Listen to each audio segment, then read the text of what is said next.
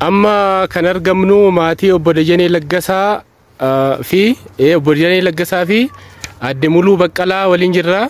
Maatii Simmanyi Dajaneeti.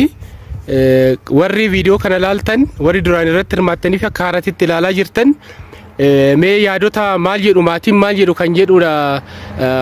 Viidiyoo gabaabduu ishii isinii erga. Mee obbo Dajanee Abbaa Simmanyiiti. Kanaan durallee viidiyoodhaan isin agarre. Mee maaltu sitti dhagahame maqaa keetillee kaasee mee maaltu sitti dhagahame Simmanyi argamu intalli ta'e argamu keetu maaltu sitti dhagahame mee? Bataami guddaa tokko gammachuu guddaa natti dhagahame.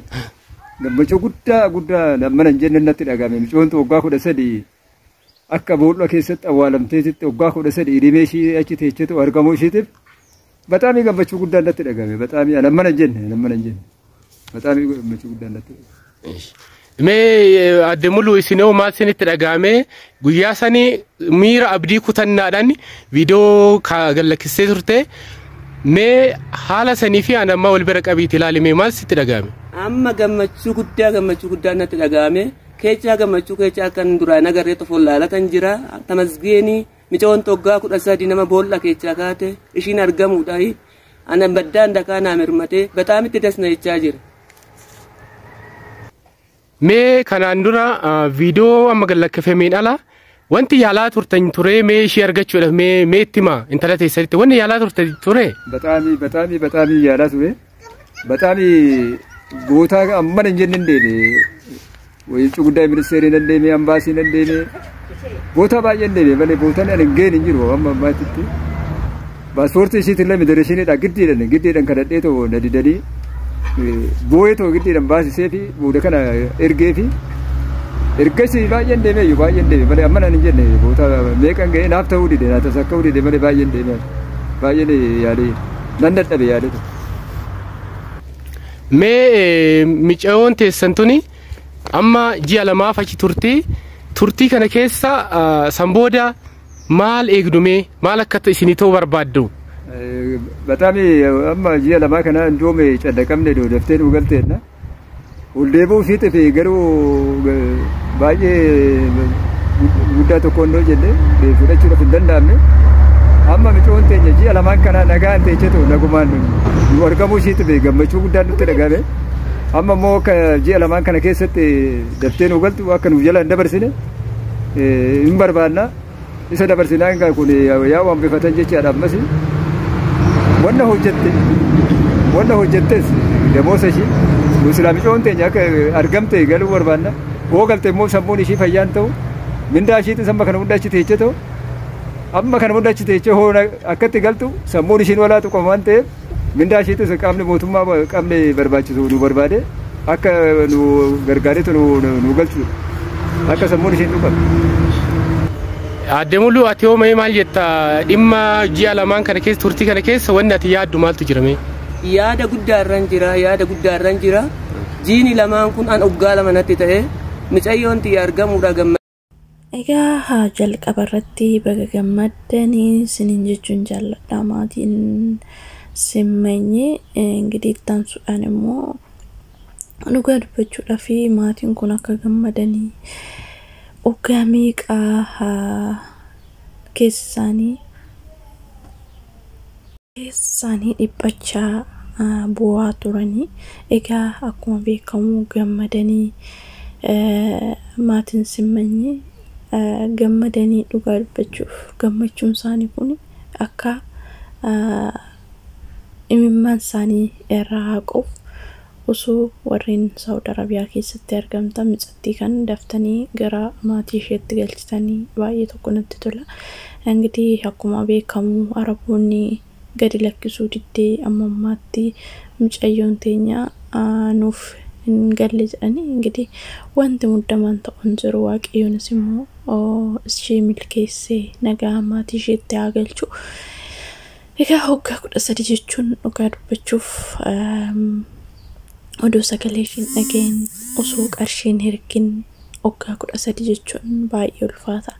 Yaa ta'u malee amma nayyuu gammadanii sagalee ishii dhagaanii injirtii ishiiyyuu dhaga'uun waan guddaadha. fayyaatu caalaa qarshiin hojjetamtee ni argamti. Yeroo onni ishiitis gargaaranii qarshii tana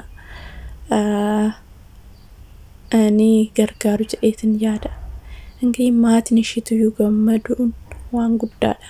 Yaa ta'u malee obboleewwan koo warroonni akkanaa maal irraa barattu laata kan jedhu tokko ani immoo akka barumsa isiniif ta'uu fi egaa maatii keessan irraa fagaattanii maatii keessan dhiphisuun jaallatiin ishiinis jaalattee dhiisuu dandeechi tarii. Ingidihi silaa akkuma beekamu micatti jaanjessanii Araboonni itti fayyadamaatii jiru. Egaa ijoolleen keenya dhugaa dubbachuuf gaafa biyyaa baatanii yookiin immoo maatii keessan irraa fagaattan please maatii keessan akkanatti dhiphistanii isaan yookiin tarii qabaachuu dhiisuu danda'u. Qabeenya san immoo micattiin teenya tarii borunuu waan guddaatti nu baasti laata yookiin immoo nu darbarsitii laata jedhanii waan qaban gurguranii qotiyoos tokko qabaatan tokkisan gurguranii waan qaban gurguranii gara biyya Arabaatti gaafa ergan tarii milkaa'uu dhiisuu danda'u. Akkuma argaa jirtan egaa kan carraan namaati kuni maatiin sunis akkasumatti afoo nus immoo carraan hin milkoofne jechuudha. Sanii galee kanaafuyyuu kanaafuu mucattiin tunis immoo waqayyoon ishii milkeessee qarshii sanallee kennuufii danda'u tarii. Egaa namoonni akkasiin jiru namoota baay'eedha akkuma argaa jirtan akkuma dhageessanis biyya san keessatti baay'een isaanii. So yeroo baay'ee ijoolleen waan akkasii mudannoo kanaatti mudataa Saudi Arabiyaa san keessatti. Yaa ta'u malee akkuma dhageessanis miidiyaa irrattis akkuma deddeebi'aa ture obboleettiin keenya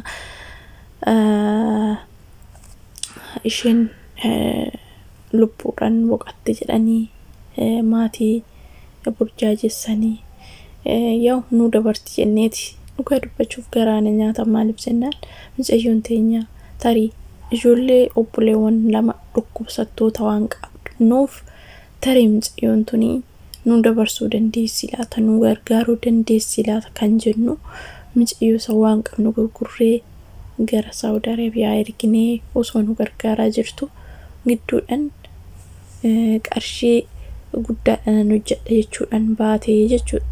Yeroo baatu kan ammoo hin milkoofne tarii milkoofne micatti sun akkas taatee duutee hin duune jechaati waan jiraniif nama hundaafiyyuu waaqni rakkata hin gatinii himmaa maatii lafatti nafini. Egaa waan akkasiitiin jechuu jaalladha. Maatii simmanyi immoo gammadanii lubbuma isheetiin akka nuuf galtu barbaannaa eeyyankaa ilmoodha. Tarii lubbuma isheetiin fayyaa isheetu argachuun waan guddaadha. Dammoosni isheetu afee dadhabbiin isheetu afee tarii xiqqoo ishee yeroo galtee sammuu ishee dhuguma yoo biyyatti galan namatti waa hunduyyuu namatti beekama. Mucayyoon tun yoo fayyite yoo waaqayyo ishii maare sammuu ishii deebisee fi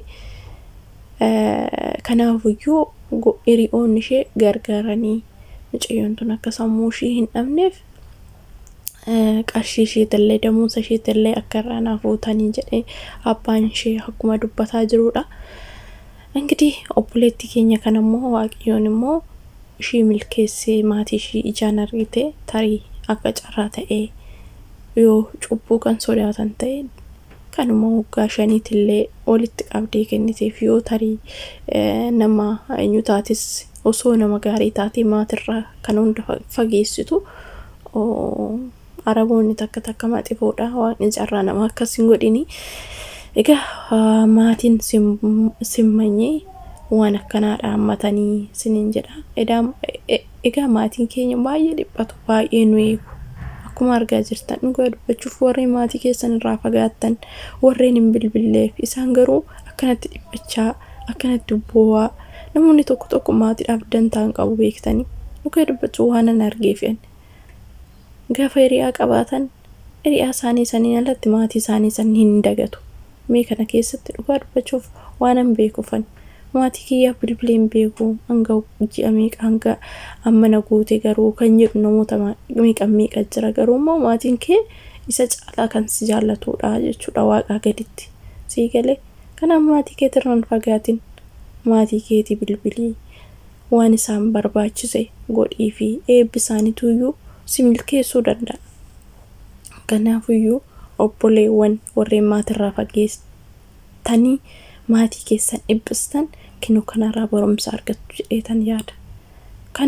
Kan fayyaa dhaberree fayyaa dhabee kan fayyaan qabummoo maatii ofiitirraa fagaachuun gaarii miti. Kanaafuu maatii keessanii bilbilaa maatii keessan gamachisaa hanga qabdanitti gargaaraa hanga of harkaa qabdanitti gargaaraa maatii eenyumtuyyuu maatii ofii hinjibbaa jedheetoo hin yaaduun tokko hin jira miti.